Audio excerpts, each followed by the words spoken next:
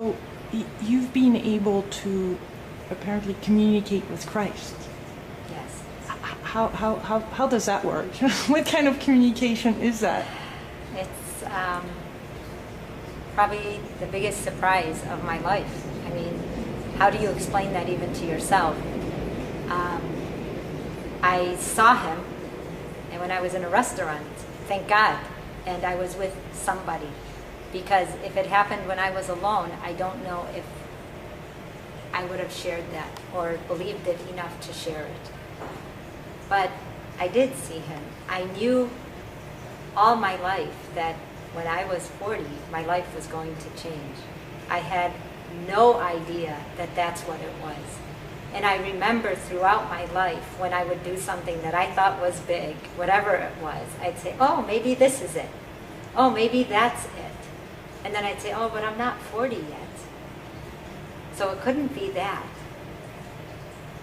And then I found myself at 40 feeling like things were accelerating in my life. They were happening quicker. I was putting things together faster. I was not willing to take no for an answer. I was feeling a lot of energy to feel like I was starting my life rather than, oh, I hit 40 and I'm going to slow down and my kids are older and whatever that meant. And sure enough, less than a month after, one of my clients said to me, hey, I want to take you out for your birthday. And April 11th, 2002, I went out on my birthday. And I was sitting in a restaurant and we were talking and we had eaten and paid our bill.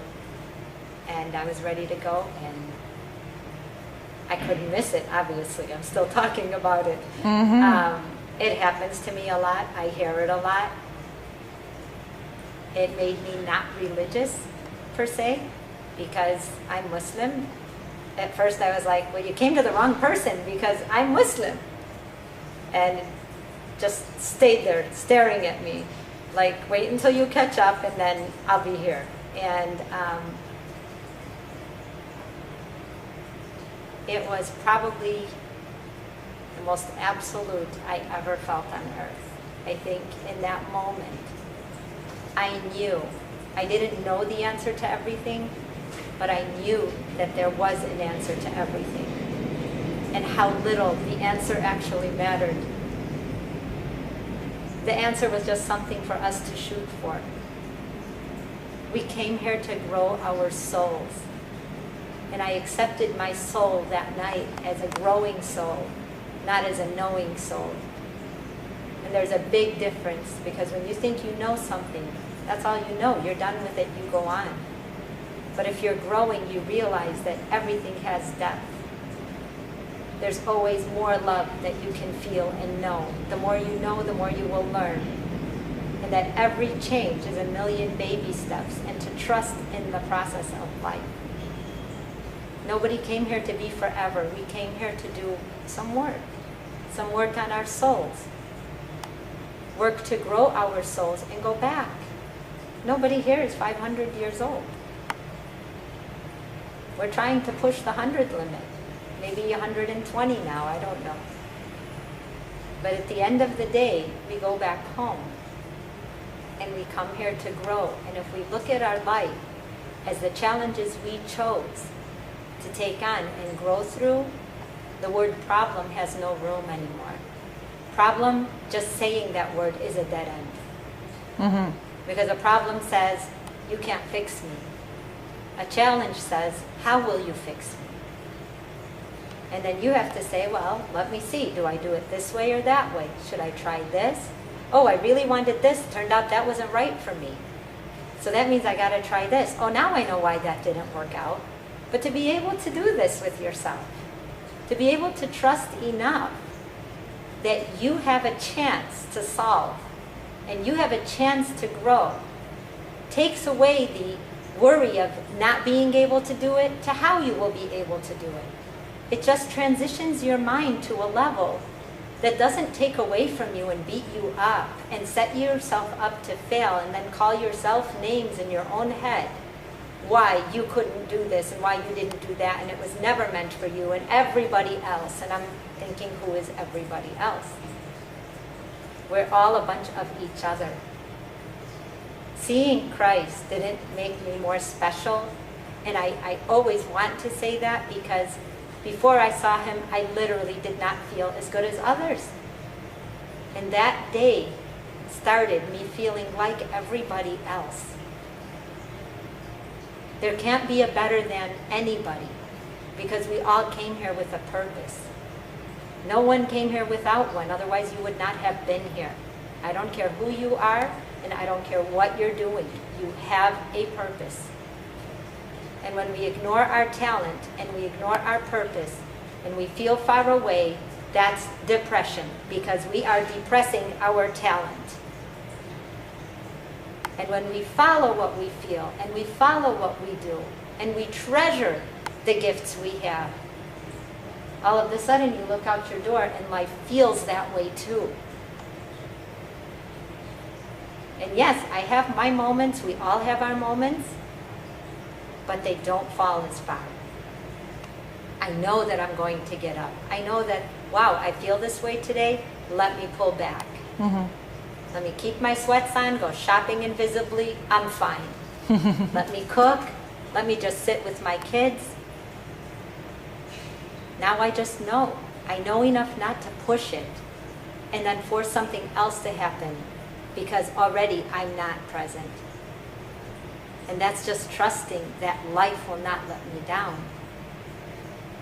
It's not here to let us down. It's here to push and pull us. It's here to challenge us, and it's here to grow us. And every time we grow, we never stop. It's not like you're going to learn everything, and then you'll know everything, and then you can live.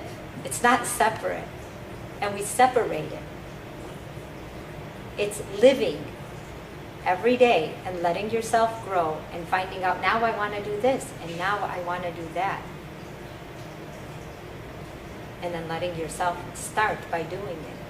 And a lot of times we wait until whatever it is we're going to do is done. We just want to finish it. And then we stand there trying to replace it with something else to do. But really live in the process, because that process is your teacher. That's why you're doing it. So going back to those conversations with Christ, is that actually conversations, or is that questions, or is that just a knowing? How does this actually work? It works. And can we all do that? It's incredible. I know that there's people who are close to me that I wanted to see if they could. I didn't know. And they also are able to write through the way it happened to me. And I'm just recently finding this out because I knew he's not just for me. Yes, he came through me and I'm talking about it, but I'm talking about it because it's all of ours, not because it's mine. And the way it was I was in a hard spot in my life, and I used to wake up and write to God because I had nobody to talk to. And I knew with God, I figured he saw everything. So I can pick up where I left off. I didn't have to explain. Mm-hmm. I just needed to be able to sleep at night and just take it out of me, whatever I was thinking, and put the worst of it down so that it was at least out of me. And I felt safe there. And I just did that every night, never believing, ever, that I would get an answer. I was really looking for relief for the next day. Mm-hmm. I was in an arranged marriage. I was very sad. I was dying. And I had nothing bad to say about anybody. I just was dying. I stopped eating very much. I stopped wanting to talk. I just needed an outlet, and I didn't know where to find it, and that's where I found it. And over time, I started writing things quicker than I could think them. Mm-hmm. And that writing was teaching me. And then I realized in that I wasn't alone. And then when I would be alone, I'd say, whatever it is around me, don't come out, because I'll have a heart attack and die. I can't, but I felt something. And I realized that we're here with free will. And only because of free will and allowing these things to be present around you can they be. Because free will is respected so much that if you say, I don't believe this, you will not believe it. And if you say, I believe this, you will. It really is that simple, and neither is right or wrong. It just makes a difference in how you will live your life. It's really all it will do.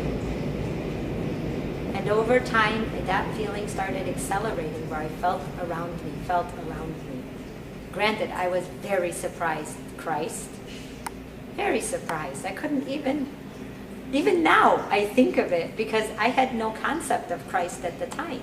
Being Muslim, he wasn't our topic of conversation.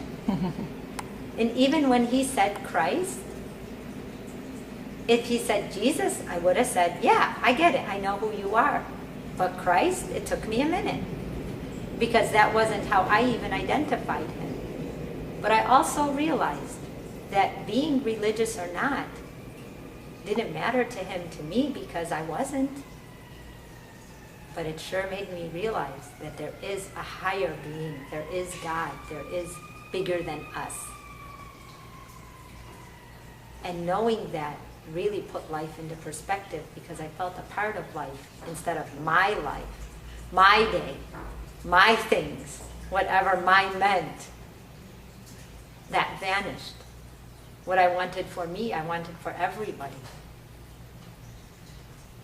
The love I felt, I thought everyone needs to feel this, because without it, we don't feel. No matter what we try, we don't feel. And I run into a lot of not feeling people. I was one of them at some points in my life, where you're just on pause. Sometimes pause and mute. And all of a sudden nothing can fulfill that emptiness until you face it, because it's calling to you. It's saying, hey, you know what? I'm in your body and no one's paying attention to me, and you're running around doing all these things, but pay attention to me. And when I saw him look at me, I felt paid attention too. And I respected that I can also do that to myself, and he just reminded me of it. And I knew that whatever it is I'm telling anybody, I'm not telling you anything new either. I'm just reminding you too.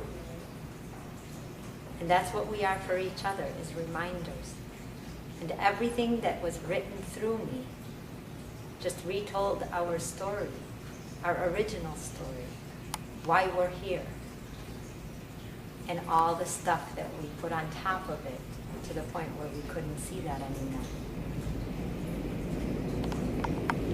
So a lot of people say that we have God in us, in ourselves.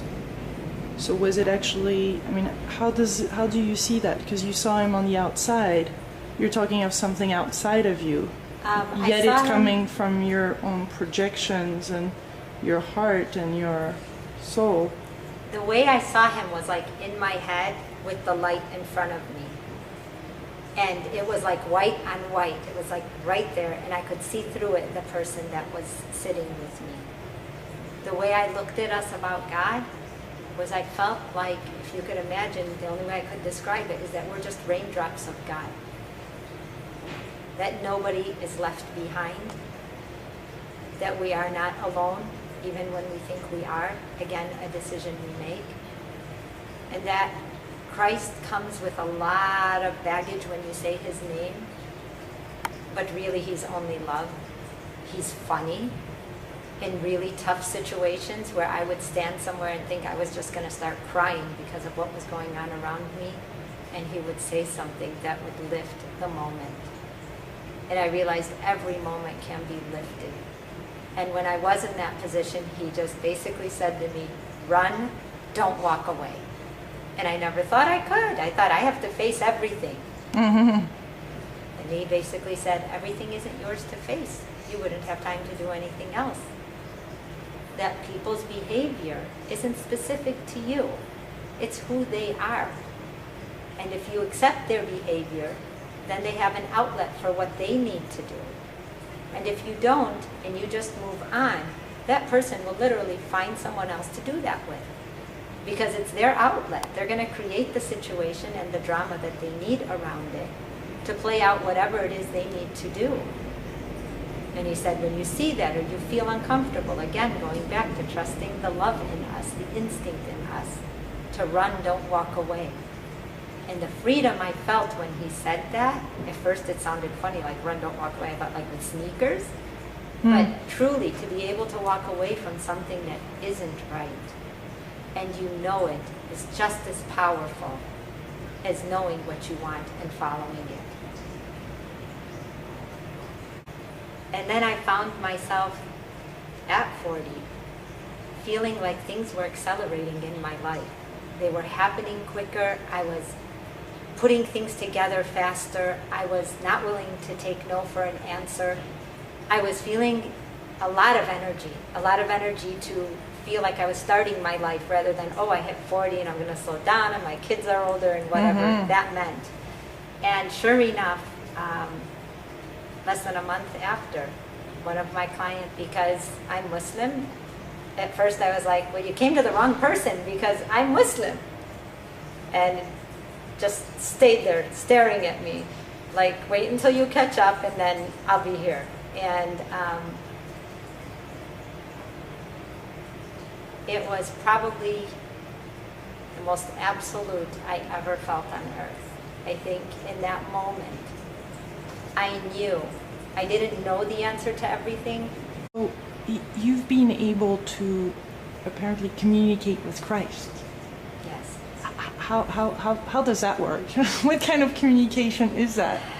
It's probably the biggest surprise of my life. I mean, how do you explain that even to yourself?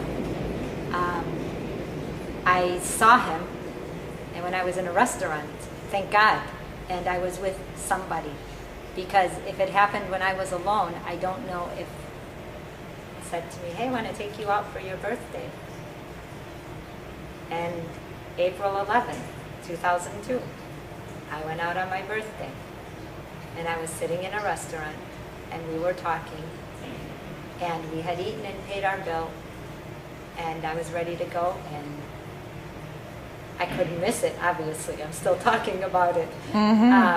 It happens to me a lot. I hear it a lot. It made me not religious, per se. I would have shared that or believed it enough to share it. But I did see him. I knew all my life that when I was 40, my life was going to change.